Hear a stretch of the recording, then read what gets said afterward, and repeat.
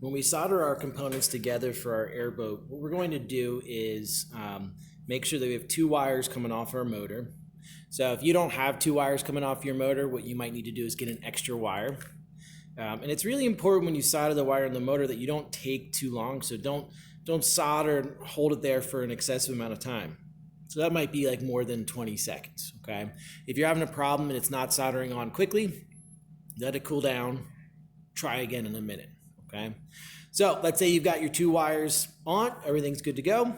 Next thing we need to do is we're gonna solder one of those wires to this switch, okay? And you're gonna notice that some of these switches might have already been used, so they have solder on them.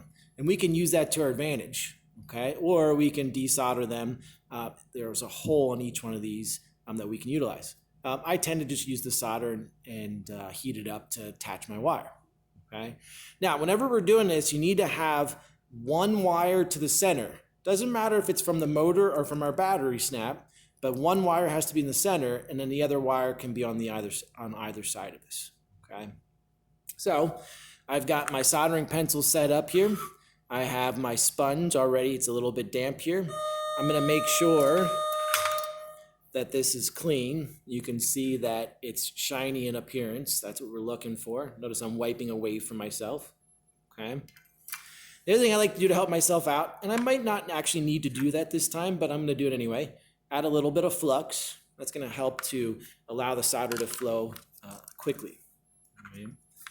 Then what I need to do is I need to actually press and hold down on this wire against that lead in the center here until they both heat up to the same temperature, which is about 375 to 400 degrees. And then once they both heat up, the solder melts, I can hold it in place, remove my soldering pencil, and then go ahead and attach that. Now I can see my lead here is a little bit longer, so I'm gonna trim that up. I don't want to have too much exposed. If I have too much exposed, what can end up happening is I can make a contact somewhere else and then it doesn't work. Now things get hot. So keep in mind that this wire might heat up, and even though you're on top of the insulation, it might heat up to the point where you have to let go. So I'm going to push down on both these components, and I'm heating both of them up right now so that they're both about 375 to 400 degrees. And I'm utilizing the solder that's already on these in order to, let me flip this over, there's a little bit more solder on this side. So I don't have to add extra solder. And it's kind of nice because then you can see when they're both actually heated up.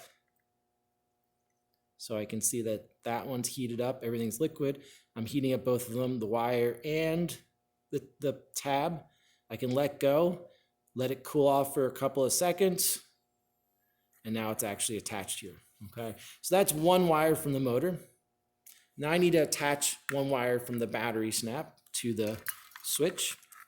And here's where it's gonna matter. If I go with the wrong wire, it'll change the direction of the motor. It's kind of a 50-50 guess at first. So I'm gonna see if I'm right here, and I'm gonna solder my red one on, okay? Now, if this one didn't have solder on it already, what I would probably do is I would use some other tools to hold everything in location, kind of maneuver it around so it works out. And then I grab my excess solder here.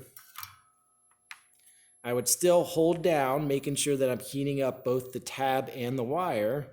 And usually I give it a 5-second count as that takes enough time to melt. And then I can add a little drop of solder on, and then I can pull away. And what's important is that it doesn't move off the tab because it's still liquid. It'll actually fall off. And then I should be attached, okay? Out here, I'm gonna go ahead and attach these two wires together. There's already some solder on here. So what I like to do is I take the wires, again, I maneuver them, put some weight on to hold them in place. I like to just put them right on top of each other, take my soldering pencil, heat up that solder, and then I just hold it in place until it cools. So again, we're heating up both wires. I have to be in contact with both wires here. And I can see that that's heated up, and I can actually move it around a little bit. I can remove the soldering pencil, give it a couple of seconds to cool before I move, and then I should be good to go. So what we just did is we created a simple series circuit, one single path for electricity to flow. I'm going to go ahead and test this out to see if I have the right direction of rotation. So what I might have done, remember on that soldering on the battery snap, I may have actually soldered it backwards.